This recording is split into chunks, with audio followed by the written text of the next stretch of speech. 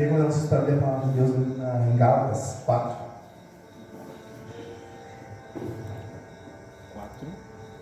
1. Eu quero falar um pouco nessa noite sobre maturidade. Sabe assim, muitas coisas passam por isso na nossa vida. Muitas vezes nós começamos uma caminhada na fé, mas nós não damos seguimento e não crescemos. E é nesse texto aqui que eu quero que vocês reflitam comigo. Gálatas 4, verso 1. Digo mais isso: enquanto é menor de idade o filho que vai herdar a propriedade do pai, é tratado como escravo, mesmo sendo, de fato, o dono de tudo. Digo mais isso: enquanto é menor de idade o filho que vai herdar a propriedade do pai, é tratado como escravo, mesmo sendo, de fato, o dono de tudo. Amém? Essa palavra é uma palavra que há algum tempo, foi uma das primeiras ministrações que eu ouvi, assim, me marcou essa palavra no livro de Gálatas, no capítulo 1.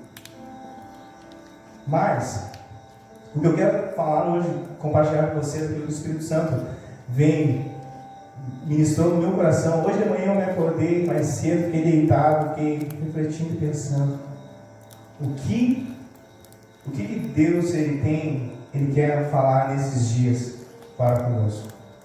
Porque existe uma mensagem pontual para o nosso tempo.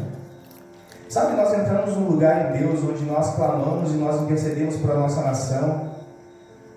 Nós, alguns anos ou meses atrás, nós entramos num processo, fizemos um clamor em arrependimento e nós clamamos por um juízo sobre a nossa nação. Nós clamamos pela justiça de Deus sobre a nossa nação.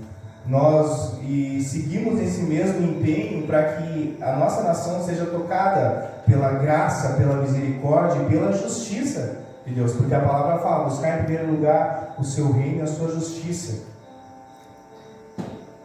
Mas muitas vezes a gente faz atos como esse e nós nos esquecemos que o juízo começa por dentro da casa do Pai. Que o juízo, a justiça, ele começa por dentro da igreja. Como o pastor já havia pregado esses dias, e é algo que muitas vezes a igreja ela se esquece.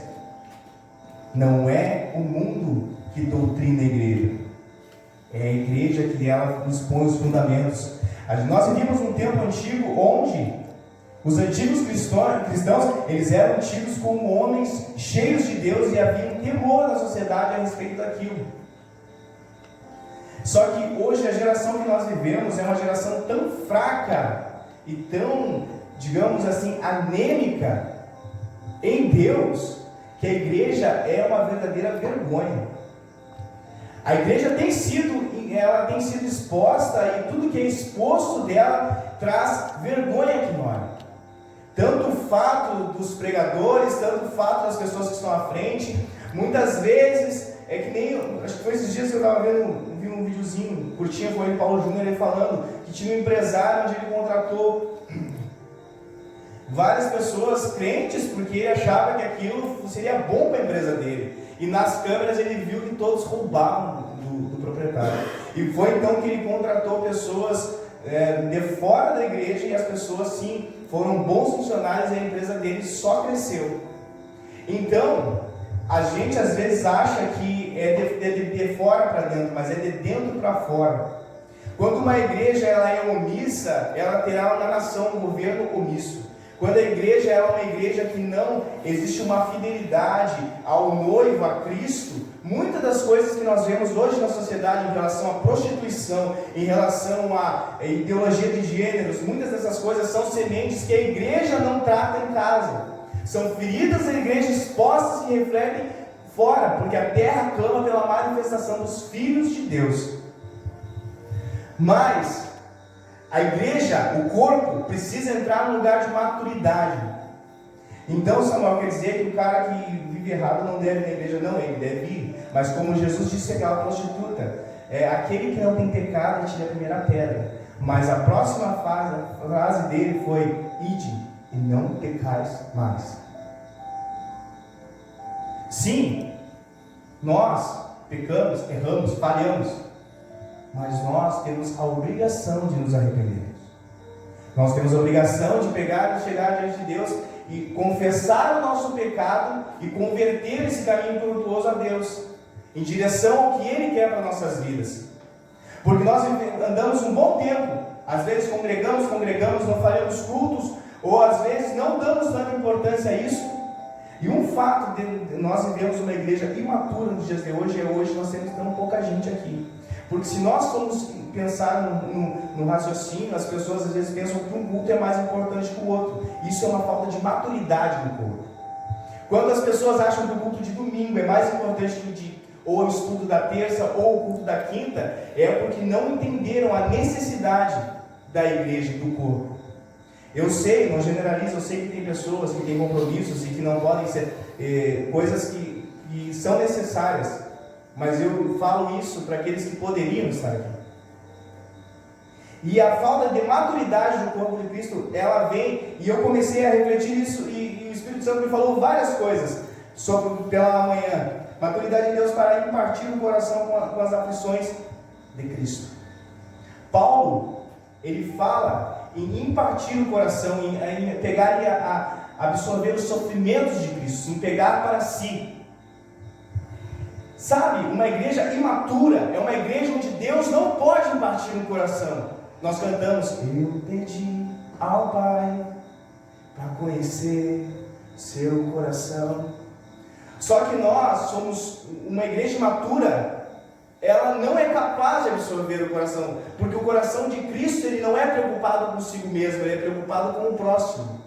Ele anseia pelas vidas das pessoas que estão lá de fora, ele anseia pelas vidas das pessoas que estão passando necessidade. A igreja é o corpo ressurreto de Cristo. Muitas vezes a igreja fica pensando que Cristo descerá dos céus e fará alguma coisa, sendo que o corpo dele somos nós, e nós deveríamos fazer, porque nós somos o corpo dele, e nós representamos ele. Então, falta às vezes, e como assim que Deus, o Pai, pode impartir o coração de uma igreja que não dá a mínima para o sofrimento do próximo, não dá a mínima pela angústia do próximo, que a dor do teu irmão, a dor da pessoa que ela congrega contigo ou trabalha contigo, aquilo de certa forma não te afeta, não te leva nem a orar por ela. Como que pode uma igreja, como que Deus vai partir no coração de uma igreja assim? Uma igreja que não dá valor, uma igreja que se esqueceu que isso aqui é passagem, que se esqueceu que é eterno. A maturidade como igreja não apenas um pedinte, mas um praticante da palavra. Tratar o evangelho como se fosse algo seu. Sabe, uma vez eu vi uma expressão de um cara, ele disse assim: a gente tem que se sentir dono. Eu fui trabalhar em determinado lugar e disse assim: a gente tem que ter a dor de dono. Sabe, a dor de dono é aquela dor que quando não tem ninguém te vendo, tu vai lá gastar um produto da empresa, tu pega assim: não vou fazer isso, cara, porque se fosse meu eu não gastaria, dele eu também não vou. E às vezes, em relação ao evangelho, a gente não tem essa dor. Como assim, Samuel? A dor, às vezes tu vê. John Wesley uma vez teve uma visão e viu várias pessoas caindo de um abismo, e viu ali o inferno. Como que muitas vezes a gente olha pessoas caminhando em direção a esse mesmo abismo, e nós não temos a dor do mesmo Pai, que é o fundador de toda a criação, vendo pessoas se perdendo, e não nos dá a dor de Deus, a dor dele, o sentimento dele. Sabe, o Paulo Júnior falava de um membro que congrega no ministério dele, e disse que aquele rapaz ligou de madrugada desesperado e dizia: pastor, são muitos. Nós precisamos orar porque são muitos. Se nós fôssemos fazer uma relação, quantas pessoas existem ao nosso redor que ainda não entregaram a vida a Cristo? E muitas vezes nós achamos que estamos naquele grupo de convívio, sei lá, qual que seja o grupo, tanto o trabalho, quanto até o futebol que a gente joga, ou até o amigo da escola, ou o vizinho que a gente toma um mate. E a gente pega e acha que Deus nos colocou naquele lugar por uma mera coincidência, ou às vezes achamos que nem foi Deus que nos colocou lá. Às vezes a igreja se esqueceu do inferno, se esqueceu que existe sim, e se esqueceu que existem pessoas que a todo dia dão mais um passo para distante de Deus, e se esqueceu de anunciar a palavra. Eu não digo para você que você vire um pregador itinerante, que você vá para a praça e que você comece a lá gritar sobre que Deus deve pegar, que você deve voltar para Deus, que você deve entregar sua vida para Jesus, mas com práticas da palavra você fará pessoas voltarem e pegarem e verem seus conceitos. E quando aberta a oportunidade, você vai falar, e Deus vai dar oportunidade. Deus vai abrir espaços para que você diga: não, eu tenho um cara aqui, ele me sustenta. Eu, depois que entreguei a minha vida a ele, eu vi a diferença. Só que uma igreja matura, ela acha que é só o céu, é só o paraíso, é só o cair e o levantar. Uma igreja matura, ela só quer viver no domingo à noite. A maturidade, a palavra fala: se o herdeiro é menino, de nada difere de um escravo. Sabe, a gente vê assim, pais deixam impérios para filhos, deixam riquezas assim, muitas vezes você vai querer até na cidade isso, em questão de meses. Jovens conseguem queimar tudo, destruir com tudo, porque a herança não foi de princípios, a herança foi de coisas, e não é dessa herança de coisas que a palavra fala. A palavra fala de uma herança que não pode ser tomada, mas que sem maturidade não pode ser adquirida. Sabe, ela fala de uma herança, muitas vezes nós vemos, porque o Gregório falava que as dispensas de Deus estão cheias. As dispensas de Deus estão cheias de dons, estão cheias de coisas tremendas, de glória. Por que nós muitas vezes não usufruímos disso e não desfrutamos disso? Por não ter maturidade. Por não ter maturidade. Você sabe, a gente que é pai, a gente sabe, a gente tem um filho, tudo que a gente tem é do filho. Eu me lembro que um dia, logo no primeiro dia que eu peguei esse telefone, a Sofia disse para mim: pai, eu quero ter um telefone igual ao seu. Eu disse: tu tem, o meu é teu. Só que tu não vai pegar, por enquanto, porque ainda não é lícito para ti, tu ainda não alcançou a maturidade de tu usar ele. Sabe? Então assim são coisas que Deus ele tem, mas por a nossa falta de maturidade, ele não pode liberar. Quem retém não é Deus, somos nós. Nós retemos, por falta de entender a palavra, por falta de compreender, por falta de saber lidar. Você dá um carro para um cara que ele não chegou à maturidade para ele ter aquilo, é uma arma. É uma arma. Tantas outras coisas que tem, assim, que é necessário chegar a uma maturidade. E detalhe, maturidade e você passar ainda por um exame para ver se realmente aquilo lá, que você é apto àquilo. E com Deus não é diferente. Muitas vezes nós somos afligidos, nós passamos por situações. Uma coisa que é bem verdade: não pregue naquilo que você não é pregado. Você falar, julgar e condenar uma situação que você não sabe o que é, você sempre vai ter uma interpretação errada daquilo. Mas deixa o Espírito Santo trazer a dor a você daquilo. Deixa o Espírito Santo trazer o sentimento daquilo a você. E você se colocar no lugar do próximo que passou por aquilo. Então você tem autoridade para falar sobre aquilo. E as suas palavras com certeza não serão as mesmas depois que você vivenciar aquilo. Isso eu te dou a certeza, por experiência própria. Porque é muito fácil de falar da situação do próximo quando tu não sabe o que é aquilo que ele está vivendo. Aí tu chega e mostra: esse é o defeito, esse. Barbado. Mas quando tu passa a pele, o teu julgamento, ele muda. pela palavra, mas ele muda.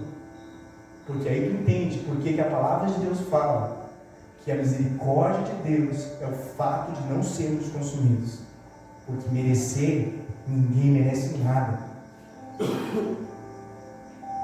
Maturidade com os irmãos, prestando ajuda, socorro. Como eu já havia falado, às vezes nós temos pessoas no meio da gente sofrendo, e nós muitas vezes vemos e nós fazemos o sofrimento dela pouco caso. Fizemos o que o fulano passa, mas isso é barbada. Assim, vou dar um exemplo bem simples. Fulano lá só tem arroz e feijão para comer. Arroz e feijão? O que tem, cara? Arroz e feijão? Tá bom. Vai tu sentar na mesa e ter só arroz e feijão para comer. E daí, ver o que tu vai dizer. Entendeu? Sabe assim, às vezes a compaixão, nós temos um entendimento errado da compaixão. Às vezes a gente acha que compaixão é tu ter pena. Compaixão não é ter pena. Não é tu ver uma pessoa ali numa situação ruim e dizer, pobrezinho, coitadinho, eu acho dele. Não, compaixão não é isso. Compaixão é eu querer para o meu próximo aquilo que eu quero para mim. Compaixão é eu poder andar de carro e eu ver uma pessoa e dizer assim, tomara a Deus. Se eu não tiver condições de possibilitar isso para ela, eu quero que com a graça de Deus, no tempo certo, Deus também provê isso para ela. Porque às vezes a gente acha que as coisas boas é só para a gente, não é para o próximo. Jesus curava porque ele tinha íntima compaixão. Ele via uma pessoa cega e ele via que ele enxergava. E ele queria o mesmo daquela pessoa. A íntima compaixão de Cristo nos fez filhos de Deus. Porque ele era unigênito, ele já era filho. E ele se tornou primogênito, o primeiro de muitos, pela sua infinita misericórdia. Ele nos fez iguais a ele. E isso é glorioso. Sabe, maturidade na nossa família. Maturidade para tratar com as pessoas da nossa casa. Para amar as pessoas, a nossa esposa, amar os nossos filhos. Nos doar a eles. Sabe assim, a coisa mais tola que o homem pode fazer é querer viver para si mesmo. Nós vivemos em prol do próximo. E no momento que nós não fizemos isso, a nossa vida se torna sem sentido. Como assim, Samuel? Em prol de pegar e expressar Cristo na vida daquela pessoa. Se você tem e você retém, você não desfruta. Nós tivemos um caso, o Maurício no domingo chegou e falou, vamos falar com o Sandro assim e tal, para poder, eu vou emprestar o carro para ele. Eu garanto para vocês, e vocês podem perguntar para o Maurício, a alegria de ver o Sandro saindo de lá com o carro nunca se comparou a uma das voltas que ele deu. Porque há uma alegria. O ser humano, a gente, Deus abriu um espaço em nós que é um lugar de compaixão e misericórdia. Um lugar onde quando tu serve, aquilo te gera um prazer e uma alegria. E isso provém do Espírito Santo, porque Ele é um ajudador. Ele é um ajudador. Ele é um intercessor. Todas as coisas que eles são é em favor do próximo. Quando as pessoas vinham e falavam para Jesus, uau, como é que tu fez isso? Ele disse, não, foi meu pai. E quando o pai falava, e o pai dizia, ele é meu filho. Eles nunca puxavam a brasa para o seu churrasco. Eles sempre direcionavam a glória ao Pai. E quando nós vamos abençoamos ou ajudamos, nós direcionamos a glória ao Pai. E isso nos preenche. Porque ali a palavra se cumpre. Ali se manifesta a natureza dos filhos de Deus. Nos atos de justiça que são praticados. Maturidade. Quantos pastores têm se suicidado? Quantas pessoas nós temos visto se suicidar? A igreja tem sido tão imatura, que muitas vezes a pessoa que está à frente, ela não tem coragem de se abrir com alguém que está ouvindo. O peso, a carga fica toda em cima dela. Ela não tem com quem conversar. Pessoas que frequentam apenas cultos, são apenas ouvintes, mas não praticantes. Pessoas que se um pastor sentasse um dia, ela chega todo dia, ela fala os problemas dela. Mas se um pastor chegasse um dia e sentasse assim, fulano, eu preciso conversar.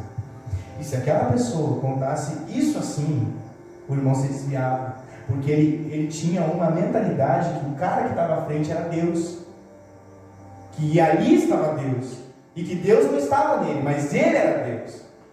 Então, você gera uma expectativa e uma pressão em cima de pessoas, por uma falta de maturidade em Deus, que você não vê a pessoa que ministra na sua vida como um irmão em Cristo, e uma pessoa que também sofre, que também padece, que também precisa de ajuda, e precisa que intercedam por ela. Às vezes você olha aquela pessoa como um Deus, e muitas vezes colocado mal por um próprio sistema, um sistema falido e corrupto, um sistema que já expõe as próprias feridas. Muitas dessas desgraças que têm acontecido é o fato, não me interpretem mal, das intercessões. Por quê? Porque Deus, quando Ele chega e ajusta as coisas, causa pesares, causa dor. Então Samuel é da vontade de Deus? Não, não é da vontade de Deus. Pessoas, Deus jamais Ele vai desejar isso para um filho.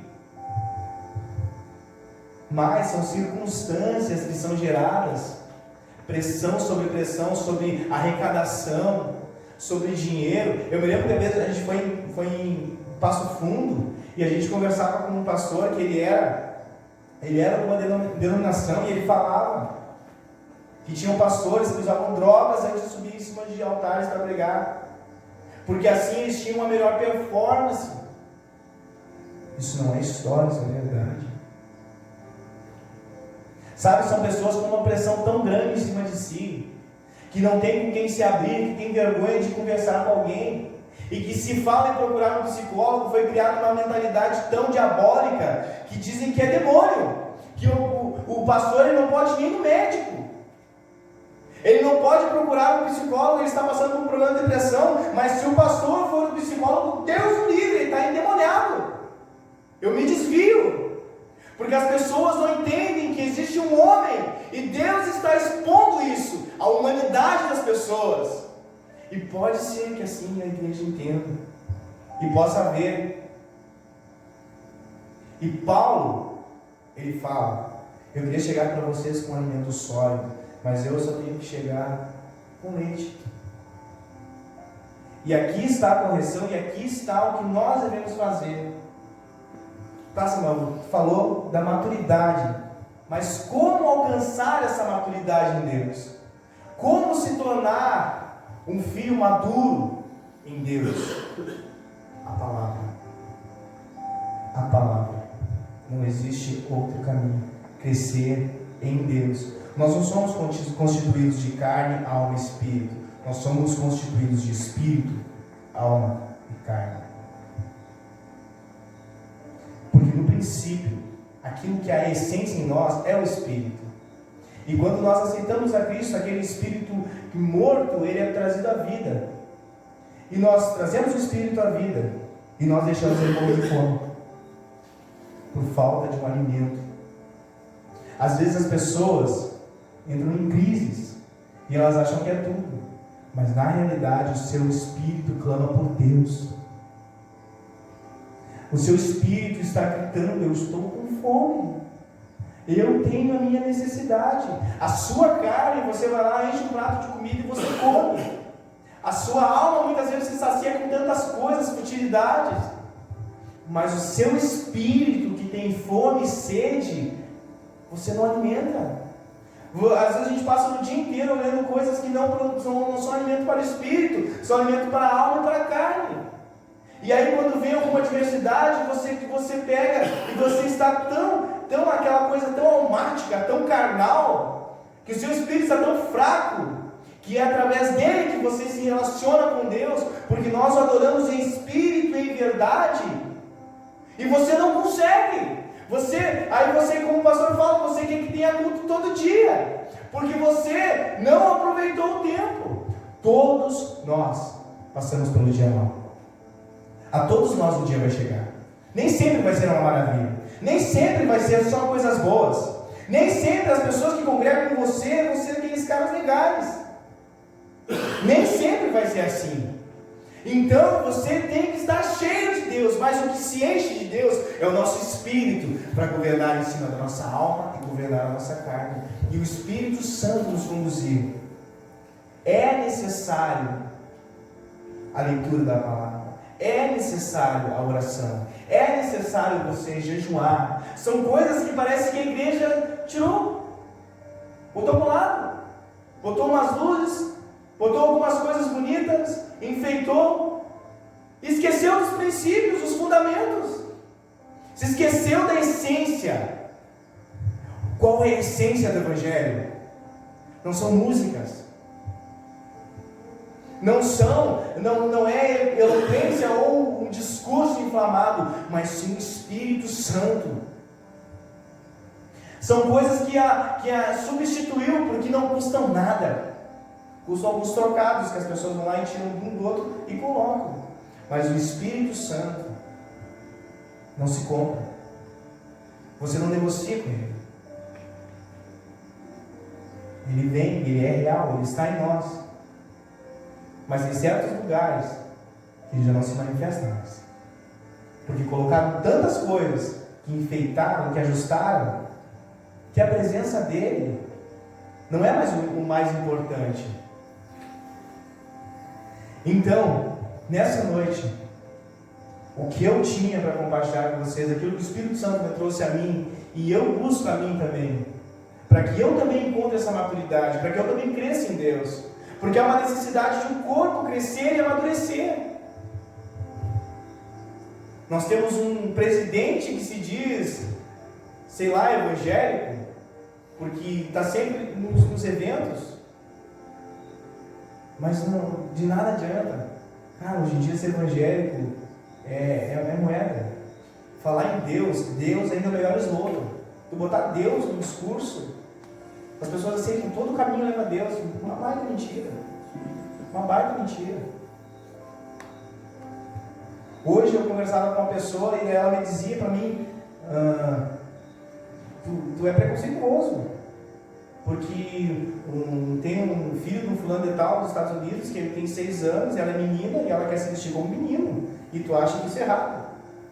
Eu perguntei para ela, tu acha que se eu ver uma menina de 6 anos se vestir como menino, eu vou achar errado? Assim, não, então tá certo, porque é exatamente isso que eu acho. Eu acho errado. E assim, ela não achava que era preconceituoso. Eu não sou preconceituoso. Mas eu não baseio no que eu acho. Eu baseio no que a palavra fala. E a palavra fala que no princípio Deus nos criou homem e mulher. Eu não tenho problema nenhum. Eu evangelizo, eu ajudo, se eu puder, tanto travestis quanto prostitutas, eu não tenho problema com isso. O que eu luto, tanto para mim, quanto para elucidar e trazer a claridade aos outros, para que os outros vejam, é o quanto pecado. E o que é pecado, continua sendo pecado.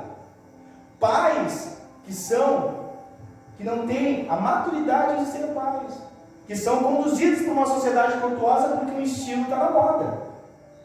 Porque algo está na moda, não, mas está na moda agora. É a onda do momento. Porque cara, não entra nessa. Os princípios, o que é errado, ainda é errado. E o que é certo, ainda é certo, independente de quem faça. São princípios. E princípios só são alcançados com maturidade. Nós precisamos crescer em Deus. E se nós estamos aqui nessa noite para interceder, nós estamos procurando, pelo menos, não alcançamos, mas estamos indo, porque há uma necessidade, e é uma coisa que só filhos que estão procurando a maturidade conseguem entender. Porque muitas vezes você manda mensagens e eu digo, a gente tem a obrigação de orar por todas as mensagens que chegam. E foi muito boa essa ideia de separar assim, que a gente consegue orar por coisas mais específicas. Mas, se nós não entendemos a necessidade de vir juntos e interceder, quantas vezes, eu sei que muitos de nós temos motivos, coisas que não podem ser mudadas, e eu sei também que não é somente aqui o lugar de interceder na sua casa, mas quando você puder, esteja aqui. É necessário. Jesus congregava. Às vezes as pessoas se acham melhor que Jesus, acham que entenderam tudo, e é um princípio da queda. O dia que você achar que você sabe tudo, o dia que você achar que entendeu tudo, corra para o seu quarto. Peça para Deus que Ele lhe traga a lucidez que você não é nada, que você não entende nada. Porque é isso que nós somos sem Ele. O que nós somos, somos pela misericórdia dEle. E se nós alcançamos alguma maturidade em Deus, é pela graça e misericórdia dEle. Mas está disponível para todos nós crescermos em Deus. Amém? Eu queria convidar vocês para nós orarmos essa noite para esses